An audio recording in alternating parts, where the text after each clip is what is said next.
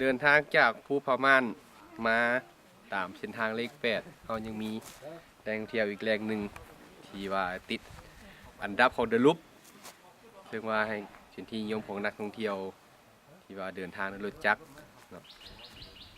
ซึ่งแหล่งเที่ยวนั่นก็คือวังน้ำหยินที่อยู่บ้านน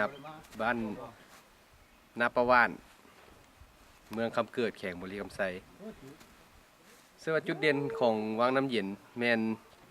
น้ำจะใสตลอดปีเฮ็ดให้เป็นที่สนใจของนักท่องเที่ยว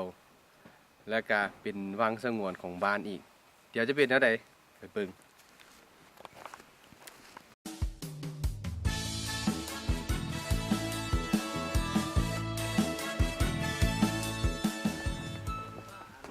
ซึ่งในวังน้ำเย็นก็มีสิ่งอำนวยความสะดวกมีห้องน้ำห้องถ่ายเครื่องยุดถ่ายรูปหัวอูซึ่งว่าได้ครับการช่วยเหลือจากโครงการนิวซีแลนด์และ ADB